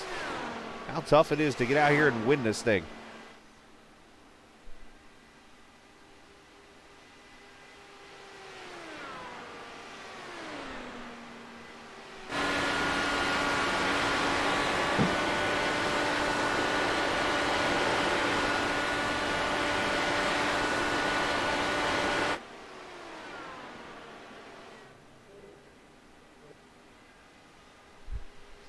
The lead at 2.2 seconds as we hit 4 to go.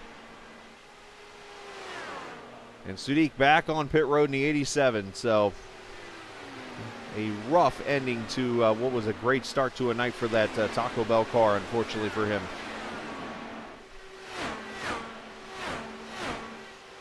There's your pole sitter tonight officially. The guy that started on the CircleBDiecast.com pole award. But had an EOL from the penalty at Pocono and has come back to the 6th position.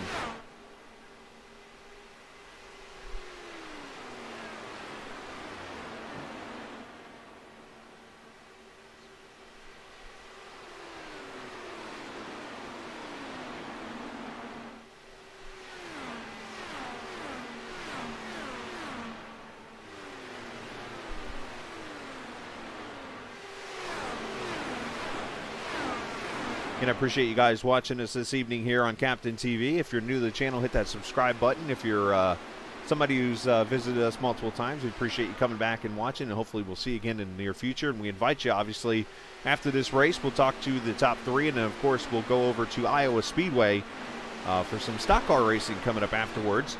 As a matter of fact, that'll be, we're actually running early here because of the green flag nature of this race, so it won't be for another probably 40 minutes or so before we go on the air for that Iowa race, as we are at 2 laps to go.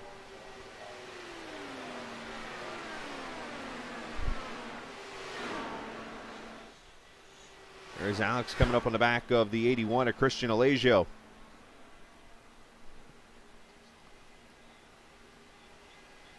And unfortunately for the 10 of Gavin Sanders back there, it is going to be another day of what might have been another second place finish, unless something weird happens to him here in the next 2.5 miles, as Alex Van de Sant coming off of turn 4. He'll see the white flag.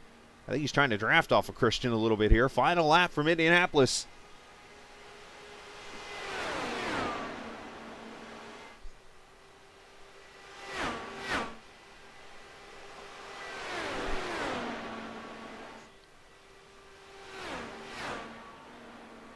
Down the back straightaway. What a time period it has been for Alex. Yes, we've had a couple weeks of a break. But Alex Van de Sant a couple weeks ago went to victory lane in Pocono. And then a season ago went to victory lane here at Indianapolis. As he comes off of turn 4, coming to the checkered flag. He is now a 2-time winner of the Indianapolis 300. Alex Van de Sant, back-to-back wins.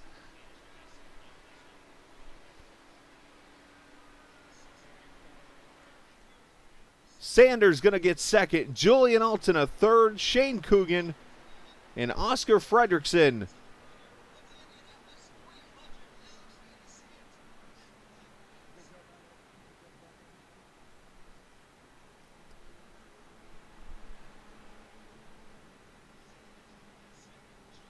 And of course, C-Squared 300. C-Squared Racing 300. We're sponsoring the race tonight. Appreciate them being a part of the broadcast. A great effort by the VOR team, by the way. 2nd, 3rd, and 5th.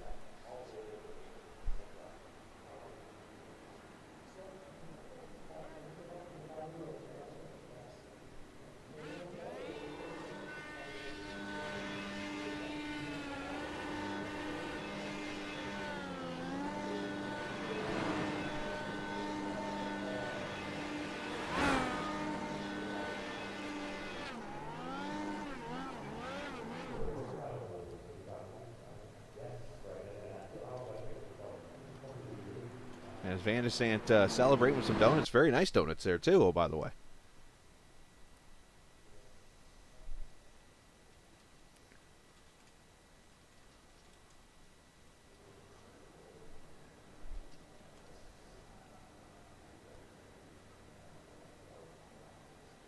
Take a look at the race results from the Brickyard. Alex Van de Sant, as I mentioned, the winner of the race. 2.3 seconds in the end over Bernie Sanders. Julian Alton a third. Shane Coogan and Oscar Fredrickson finishing in the top 5 tonight. Isaac Morse comes back to 6th. Dakota DeMay finishes 7th. Thomas Geisler 8th. Antonio Estrada, great run in 9th. And how about Matt Houston? At least he gets back to the top 10. Not sure if he'd be happy with the top 10, but at least he fought back to that finish. A.J. Musselman 11th. Ty Richter 12th. Gary Godso 13th. Christian Alagio 14th. And James Watson 15th. Bart Feuerstein in the 16th position. Not sure if I'm getting his name right, and I'm sorry if I'm not.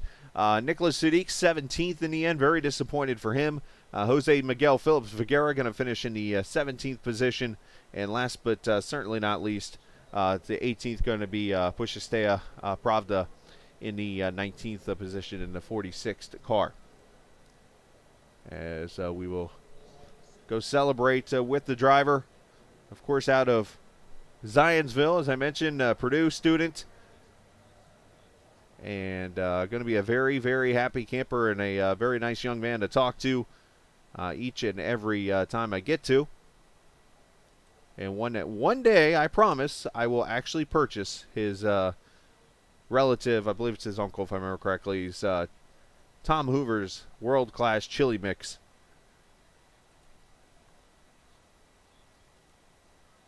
Just make sure everything's all set up interview-wise because I hate screwing it up. And let's get him down here with us as the winner once again. Alex Van de Sant, second straight 300-mile win here in Indianapolis. C-Squared Racing, Indy 300. Not to mention back-to-back wins, though it feels like it's been a year apart from Pocono to now. But congratulations to you as you have dominated the second half of this race and got yourself another Indy win. No, it was an awesome race. Fuel strategy worked out. I knew what I needed to hit. Knew I needed to hit 30 laps for the second to last stint, and then I could just go flat out, not worry about Gavin catching me, and just executed on the pit stops. Was able to build those gaps, and they just couldn't catch up.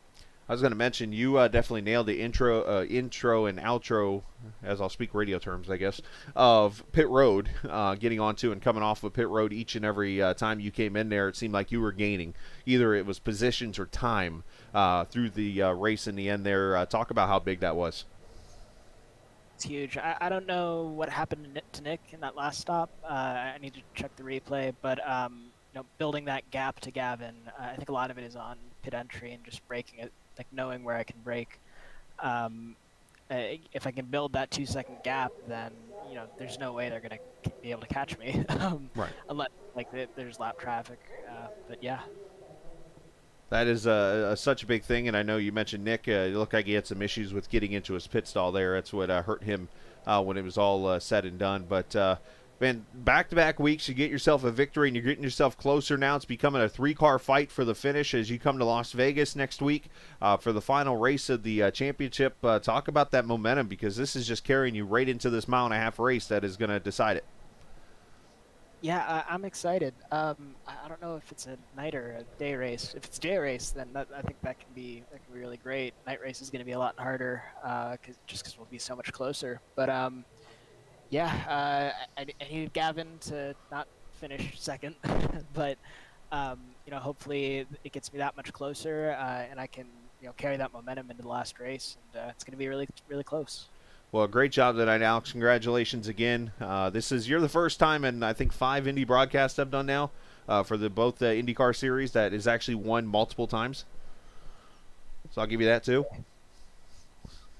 So congratulations on that, and shout out to whoever you like to, bud. Yeah, thanks. Always, big thanks to Team LMCgear.com and Jim. Jim, Craig, and Cohen weren't able to make it tonight for personal stuff, but they've been they've had really strong seasons themselves, and yeah, big thanks to them, as well as Happy Trails Chili Company. Absolutely. Make sure you go check them out on Amazon, right? They're still on Amazon, correct? Yes, sir. I want to make sure. Very good. Well, nice job, Alex. Congratulations, man. Go celebrate another win. Thanks, Chris. Absolutely. You too. As Alex Van der Sant goes to victory lane here in Indianapolis, his second straight 300-mile win. Let's bring down Uncle Bernie, as I like to call him, or Gavin Sanders, going to finish in the second position. And I don't know what it is. I know why you name him Bernie and stuff like that. But if you ever look at him when he's on there doing his stuff, it's like, okay, he looks like Uncle Bernie to me. But anyways, man, I don't know where to go without touching a subject that has been talked about probably in your case way too long. Another second place finish for you. I know that's one that you, at least in this case, you finished second straight up. You couldn't catch Alex, it looks like, in this case. What more did you need? More fuel. I think we were all in need of more fuel, but to at least get to the end, honestly, after last week was definite relief, something I'm happy and proud with. So, yeah, not as bad as last week. I'm at least glad that it didn't play out that way, but to hold the lead in the championship going in the last round feels pretty good. And I guess we'll see, right? Absolutely. I'm not super confident, but we'll see. Well, I'm just thankful. You just kind of reminded me it is a third straight second place finish now as I think about this. And the first one where you didn't get passed on the last lap. So that, I guess there's a positive there, because that's almost like that's almost like taking the old hitch to the shin when you're walking past the truck. When that happens, it's like the equivalent. Or to the knee, I guess. Let's be honest. But still, though, points-wise, I mean, you're up here with no wins. I mean, but you're still leading the points.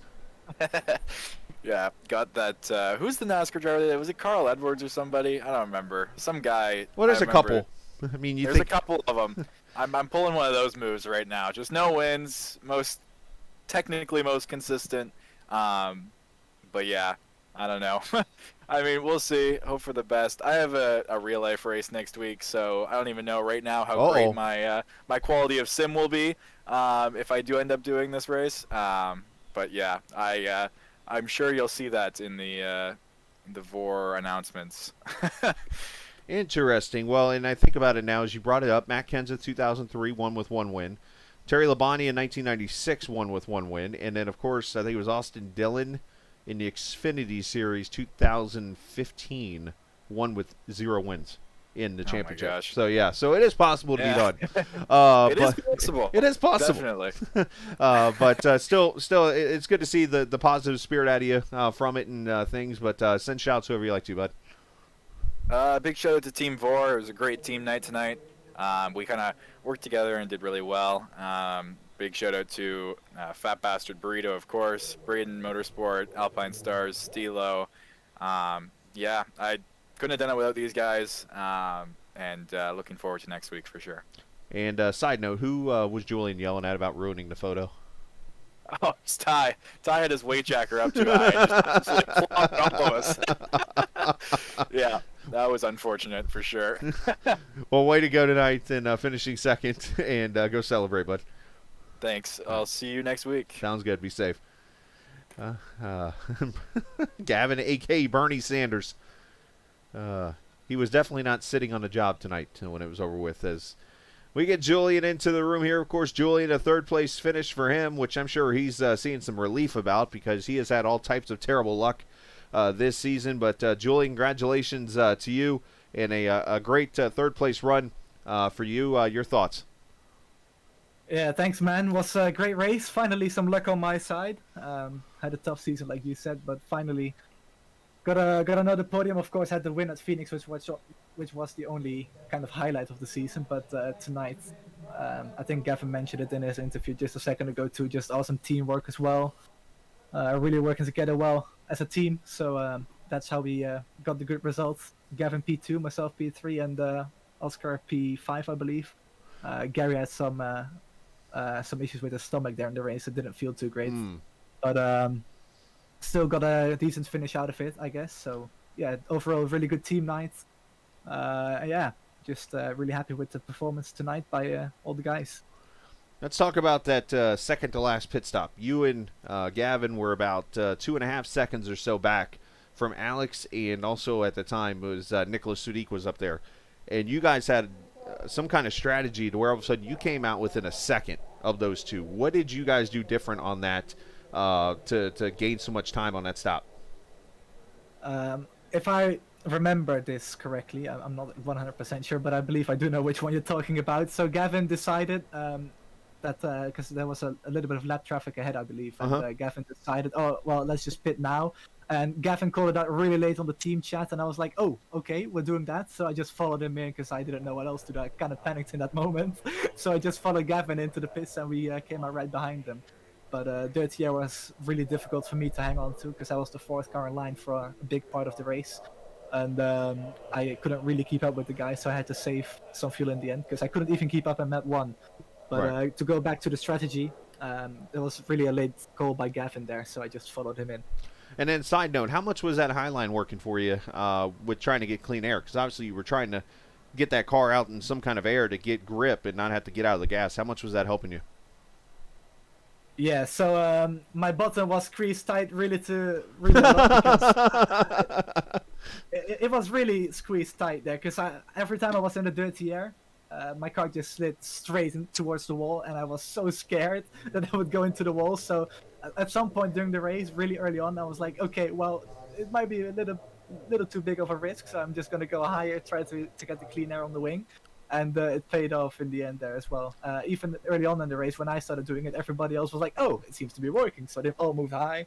And a few moments in the race, I moved back low again. But it was just overall really scary running there for me. But yeah, I was able to get some good moves early on in the race as well. I was able to get the Dakota, I believe, down the front stretch and get that move on him, which set me up for the rest of the race. So yeah, that was it. So for league members wondering, it's going to be somewhere between the 1 minute 45 and 2 hour mark of the stream. There's a soundbite there from Julian that you guys can save for the future. But anyways, congratulations, Julian, and send shout outs to whoever you like to. So obviously the teammates, Gavin, Oscar, and Gary, and also the guys over at 5150, Isaac, Antonio, Robert, and Tyler. A few of them weren't able to make the race tonight, unfortunately, but yeah, we all work together as two teams, really. We kind of act as one team, so it's a pleasure working with them. All the logos on the car, mostly Gavin sponsors, but you know, it's fine. I want to thank them as well for sponsoring him and also supporting us in what we do. I want to thank Matt Houston with Raceverse for sponsoring the league, and also Isaac for being next season's title sponsor of the league, and also you, of course, for broadcasting. Absolutely. Well, congratulations on your top three, and congrats to your team. Go celebrate, and we'll see you next week in Vegas. Yes, thank you, man. See ya. Absolutely. Julian Alton, a third place finish in tonight's race. So we're going to head out and go get ready for the broadcast tonight from Iowa Speedway for the Sunset Arctic Games USRC Grand National Series. So we'll be back for that here in about 20 minutes or so. We'll get ready to go live for that. So appreciate everybody's time and appreciate everybody watching. And congratulations to Alex Van de Sande on another victory at Indianapolis. His second straight 300-mile win here at the greatest spectacle in racing. And, of course, big shout-out to C-Squared Racing for sponsoring tonight's broadcast. As always, thanks to Raceverse for sponsoring the series. Thanks to iRacing for allowing us to broadcast on their platform, as always. So, with that said, enjoy the rest of your Saturday evening. Happy Father's Day to all dads. And this isn't just a game, it's iRacing. See ya!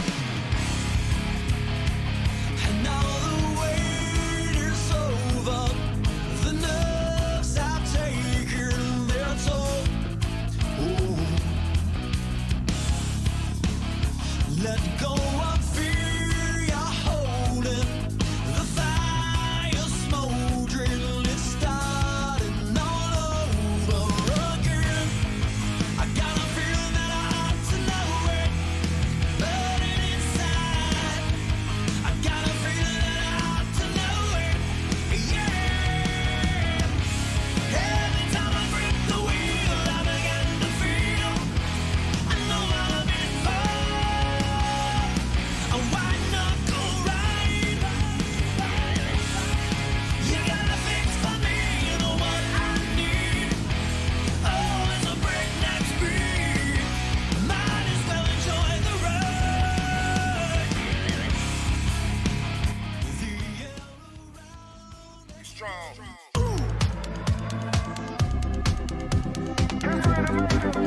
Bye.